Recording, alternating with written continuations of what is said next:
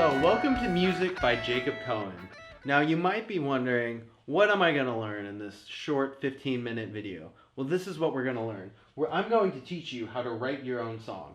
Wouldn't it be awesome if you could just sit down and hash out a song that was your own, that wasn't merely copied from someone else? Another thing we're going to address is how to play with others. How do you jam with someone else? Like, what do you do? We'll cover that. Also, I'm going to teach you how to better understand music. Well, of course, that's a given because this is an instructional music video. And lastly, I'm going to teach you how to craft a solo. Now, in this short lesson, I can't address all of these, but what I am going to teach you is how to write your own song and how to play with others. Now, all the ideas I present to you today are in my book entitled The Ultimate Guitar Bible.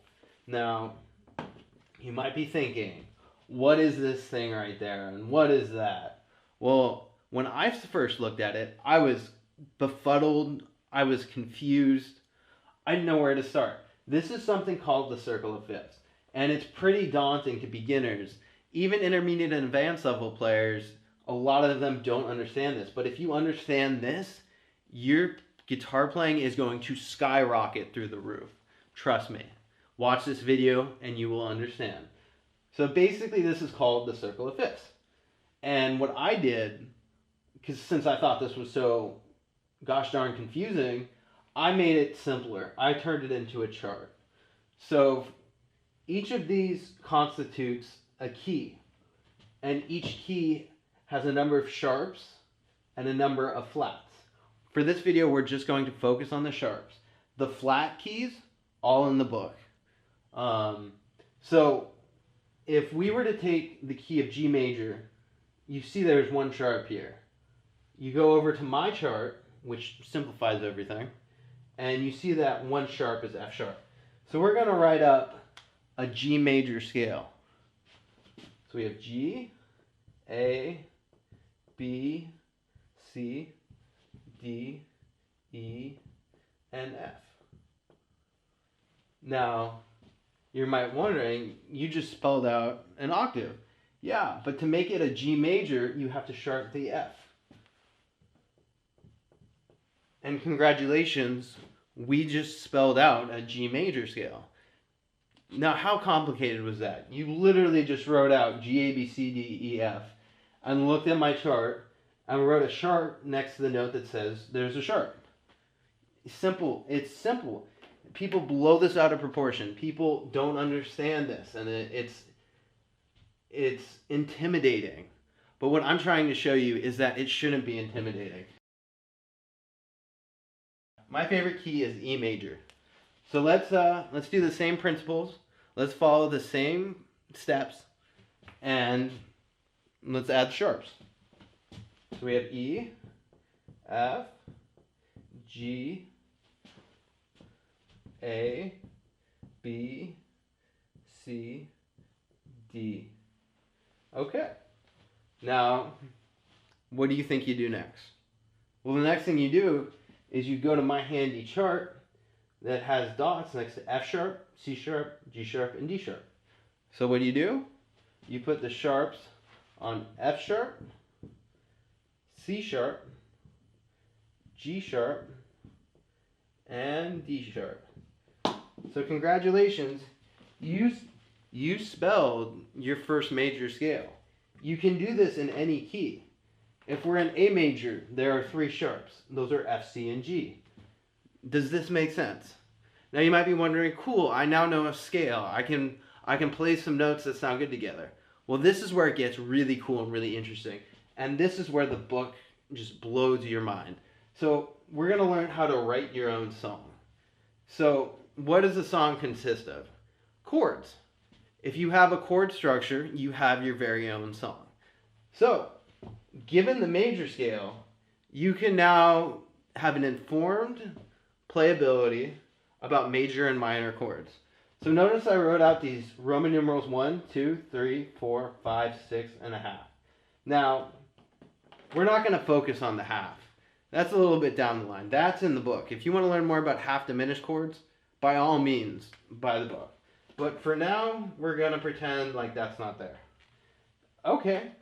So you might notice that there are some uppercase Roman numerals and some lowercase Roman numerals. The uppercase Roman numerals are major, major, major, and the three minor. The three lowercase intervals are minor, minor, and minor. So what this means is I can play an E major, an F sharp minor, a G sharp minor, an A major, a B major, a C sharp minor, and forget about the D sharp for now. And no matter how you play these chords together, they'll sound right. So let me demonstrate. I'll pick up my trusty Taylor. And I'm just going to pick some chords out. I'm just going to pick some random chords out and show you how easy it is to write a song. So let's start with E. Let's go to an A.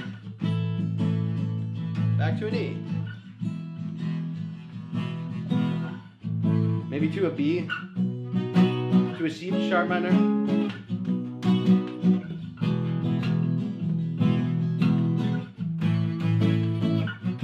Maybe to an F sharp minor. A little darker, a little more eerie. Back to the E major. I just wrote a song in 0.2 seconds. I wrote the song as I was playing. That's how easy it is to write your song once you know this. I'm going to explain this with one more key signature. And that key signature is going to be C major. Now, you might be wondering, there's no sharp and no flat in C major. Well, there are no sharps or flats in C major. So, all that means is that our one chord, which is major, is C. Our two chord, which is minor, is D. Our three chord, which is minor, is E. The fourth chord, which is major, is F. The fifth chord, which is major, is G. And the sixth chord is A. Now, just like I did before, you can pick any of these chords and play them. And I'm just going to show you one more time how easy it is to write your own song. Because that's what I want you to get from this. I want you to be writing your own music. That's why this book is cool. Once you get basic songwriting down, you learn how to jam with others. You learn how to solo. You learn how to make chords on top of chords. You know how to layer. You know how to maybe play an E major down here and an E major up here at the same time to create some contrast, some depth, some color. And that's what goes on in this book. This book it covers everything you need to be the most knowledgeable guitar player in the room. Even with the information I'm giving you in this video, I doubt there are going to be many guitar players out there who know more than you do after this video. So let me just strum along in C major. Let's start with a minor chord. E minor, maybe to an A minor. Dark, mellow, soft. But let's say we want to cheer it up to a G major. Maybe back to a D minor. And then an A minor. We just wrote a song together in 0.2 seconds. How awesome is this? Now you can take any key, well, any of the sharp keys. When you get the book, you will completely understand the flat keys. You can take any one of these keys and write a song in those keys. The way you approach music theory whenever you listen to a song is you figure out what key the song's in. So we're gonna delve into one of my favorite songs. It's called "Good Riddance, Time of Your Life" by Green Day. You've probably heard of it before. And we don't know what the major key is. We're gonna find out. We're gonna go step by step through how to figure out how to determine what key a song is in. And once you know what key the song is in, you can do things like craft a solo. You know how to play with others. You better understand how the song was written. That's all in this book. This is just the beginning, but this will still change the way you think about music in this short informational video. Now, I'm going to give you the chords to Good Riddance. It is G, E minor, C, and D. Now, the way I think about it, it's like a puzzle. These are our puzzle pieces, and this is the puzzle we're trying to fit it in. So one thing you notice is that 1, 4, and 5 are major, and 2, 3, and 6 are minor. So 4 and 5 are always together. So 1, 4, and 5 have to be G, C, and D. So let's just start playing around with putting the major chords into the major spots. So let's just say we put the C over the 5th. That could be correct, but if you follow that up with the D, you realize it's minor, and obviously we have a D major right there. So that can't be the key that we're in. Now, well, since 4 and 5 are next together, you're probably thinking, well, C and D are next to each other.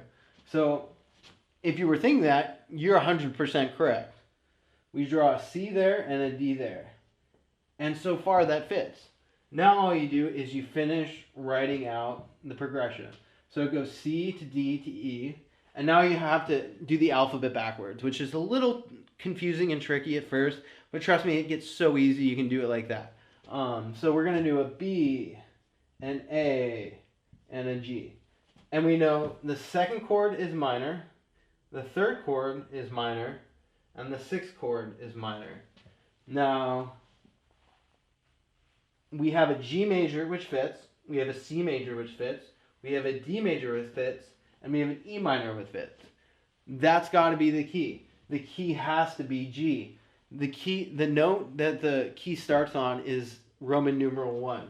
So this question mark key is no longer a question mark key. It is now G major.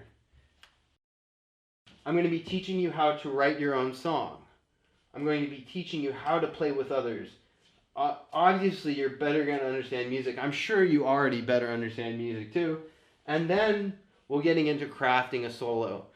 Starting with pentatonic scales, which are more basic, but for the more advanced players, we'll do modal scales that'll deal with scales like Ionian. I don't expect most of you to know what that means, but trust me, when you get there, you're going to be stoked you got there. So thank you for listening to my video. I hope you learned a lot. If you liked the video, please purchase my book. It's called The Ultimate Guitar Bible. It goes over everything from major 7th chords to like the circle of fifths, which I drew up on the wall, to modal scales like C Ionian. And that's the basis of the book. And I just want to improve your musicianship and be able to jam and how to songwrite. So thank you for watching. Have a wonderful day. Thank you.